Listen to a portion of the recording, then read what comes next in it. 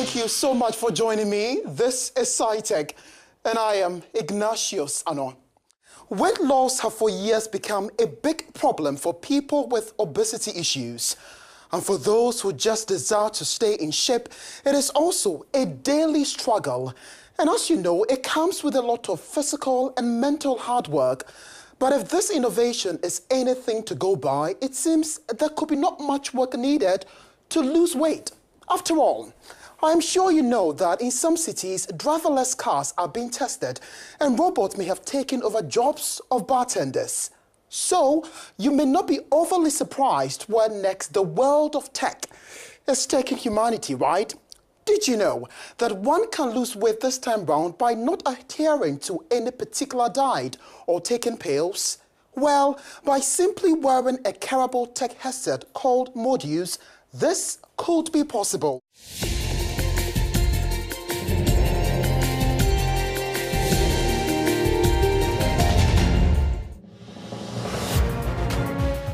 A world of science and technology.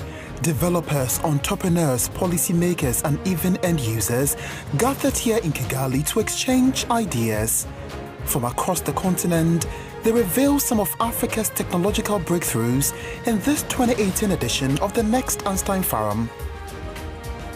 We want to create conducive environment for young African scientists to really flourish, to really fulfill their research. We want to engage into a dynamic environment which makes it possible for young African scientists to show what they're capable of, to display their genius.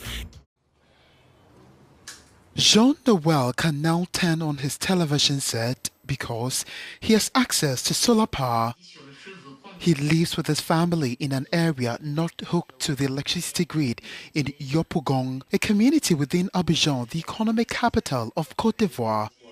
Noel recently has solar panels installed on his roof, allowing him to turn his light on.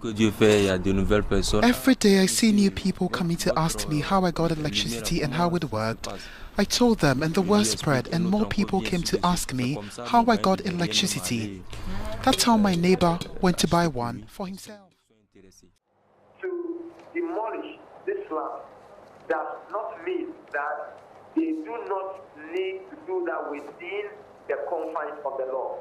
With all these staring in the eyes of all, many are demanding more answers. To what extent do we care about the larger interest of people? Must government be commended for finally gathering the political will to do what some dared to do? But again, who speaks for these people now left without a place to sleep? How soon will their relocation be fast-tracked? But wait a minute. The so-called human rights activists, big politicians seeking their own interest, that the exercise must stop. Do they really know this area very well?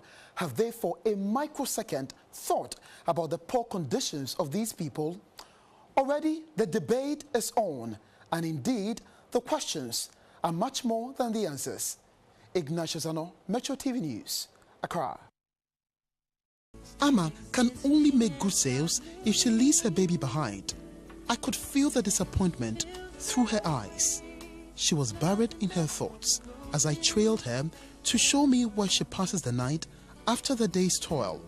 I followed up 2 days later, September 29. It was 10 p.m. I was struck by the spectacle. Poor mother, sexually abused and abandoned, now left to survive under such harsh conditions. 5 minutes past 10 o'clock in the evening, and this is Kanishi. It's one of the stations at Kanishi, but for Amma and her 11-month-old daughter is their home after these stores have closed for the day. As I take you to where Amma and her daughter sleeps every day when she comes back from work after her hectic job, and that's her daughter that you can see, and this is Amma. Amma, what is saying? I tell you, pure man my blow because it's yeah, it's too bad. It's your Bianca sound, Bianca sound, Baboton sa, Betchin sa. biya ankasa wo babra ankasa na